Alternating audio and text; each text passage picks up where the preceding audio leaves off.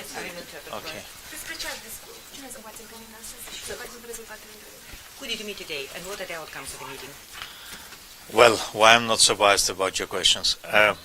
First, I was traveling to Chişinău in order to get an idea where we are on the negotiations or talks concerning the formation of a new government. It's now 3 months after the last elections, and according to my informations, it's necessary to form a government already or still in June. Otherwise, there is a risk or there is a need by the president to dissolve the parliament and to have snap elections.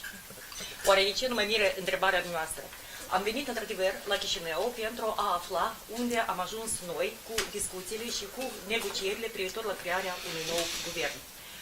3 luni au expirat deja de la ultimele alegeri parlamentare care s-au produs și cunoaștem că în cazul în care deci urmează să fie creat un guvern deja în luna iunie, în cazul în care acest lucru nu se va produce, există riscul și necesitatea pentru președinte de a dizolva Parlamentul și de a anunța alegerile anticipate.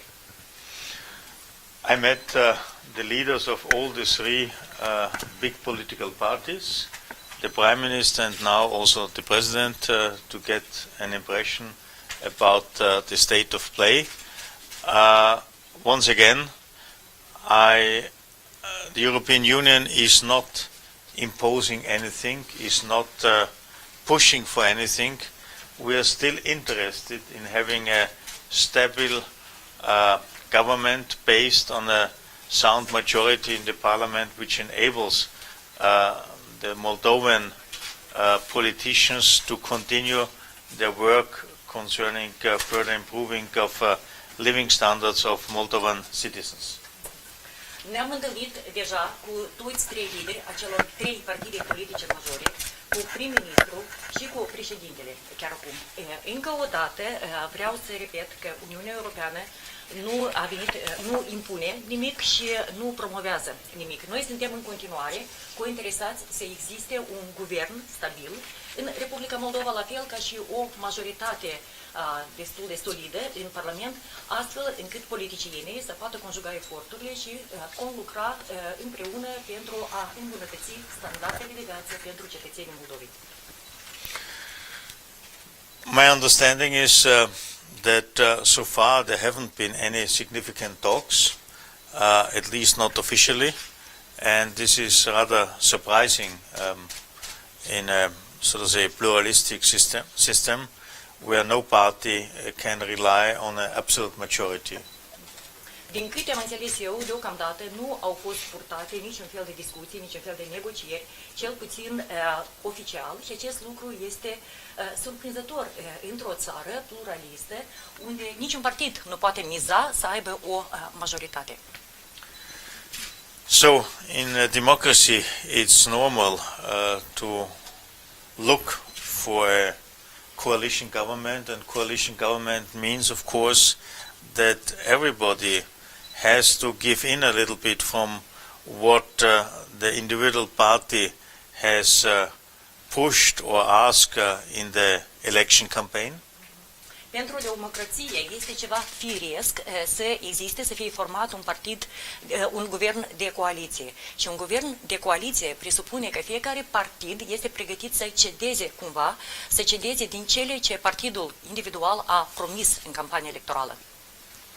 And I think we should not exclude any party from being, at least from the 3 parties. You know, the European Union has a very specific view on the party of Mr. Shore, or of Mr. Shore in particular. So in our understanding, this party is excluded from any kind of coalition. But if it comes to the 3 best performing parties, we believe that each party could be part of a government, part of a coalition. But again, I have urged all the key players to sit together and to look for a solution for the sake of the citizens of the country and the country itself. Vestea este că niciunul din aceste trei partide nu trebuie să fie exclus. Dumneavoastră cunoașteți, Uniunea Europeană într-adevăr are o viziune specifică privitor la partidul Șor, dar din câte am înțeles, acest partid acum a fost exclus din negocieri și din discuții. În ceea ce privește cele trei partide, ele toate trebuie să fie parte la aceste discuții, la această coaliție și, de fapt, eu am chemat liderii acestor partide să-și conjuge eforturile pentru binele, pentru beneficiul cetățenilor acestei țări. Our understanding is that each government should be a government which is in favor of democracy, rule of law, independence of the judiciary, transparency, media freedom, also committed to ideally social market economy, committed to implement the agreements with the European Union.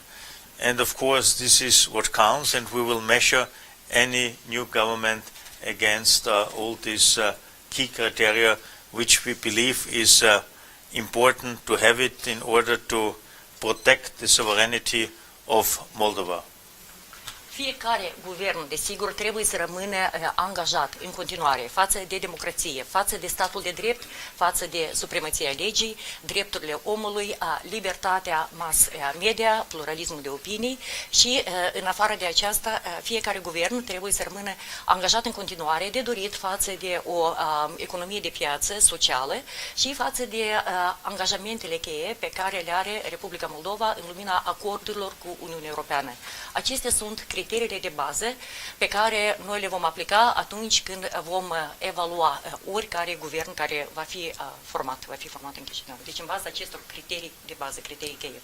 So I hope all of them are aware about their responsibilities. Why? Because if there are snap elections, there might be a risk that the International Monetary Fund has to suspend its program with Moldova, with also consequences for us as European Union. If we intend to resume our financial support, we are not able to do this in case the IMF has suspended its program.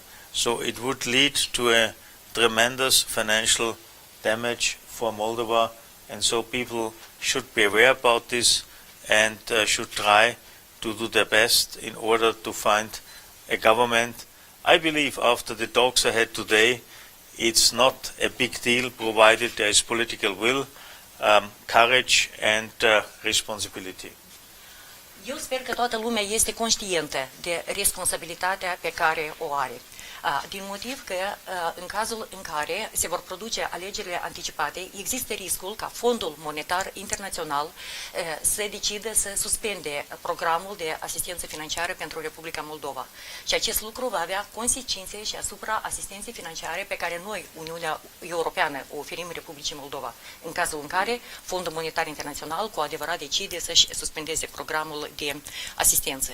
Din acest motiv, eu cred că toată lumea este conștientă de acest lucru, de această responsabilitate și, de fapt, după toate discuțiile pe care le-am purtat astăzi cu liderii, consider că nu este o problemă foarte mare, într-adevăr, să fie atins un numitor comun, să se ajungă la o înțelegere, în cazul în care va exista cu adevărat voință politică, curaj și responsabilitate din partea tuturor. Domnule comisar, ce ne puteți spune despre finanțarea de 100 de milioane? În ce condiții ar putea fi reluată sau ce condiții ar putea fi luată decizia să fie dezbursată? Și doi, ce v-a spus președintele despre acordul de asociere? Până nu de mult, socialiștii optau pentru un referendum pentru abolirea acordului de asociere și am vrea să știm dacă și-au schimbat poziția acum, ei vroiau aderarea la Uniunea economică euroasiatică, ce v-au spus acum dumnealor și președintele? Two questions, Mr. Commissioner. First of all, what is the destiny of the 100 million euro which were supposed to be disbursed to the Republic of Moldova, whether they will be disbursed and under which conditions? This is the first question. Second question, what did the President mention about the association agreement between the Republic of Moldova and the European Union? Not that long ago, he was promoting the abolition, the cancellation of this agreement, and he was pleading in favor of joining the Euro-Asian Union. So what is his position now? What did he say about the association agreement? He reassured me that he is committed to the agreement signed with the European Union and ready to further work on a proper implementation of it in order to further enhance all the trade opportunities stemming from this agreement. El m-a asigurat că rămâne în continuare angajat față de prevederile acordului de asociere și a confirmat intenția de a implementa prevederile acestui acord în scopul de a spori oportunitățile de comerț care derivă din acest acord de asociere. The macro-financial assistance you raised, this indeed depends on the fulfillment of the list of issues I have submitted to the Prime Minister already last September at the margin of the UN General Assembly in New York.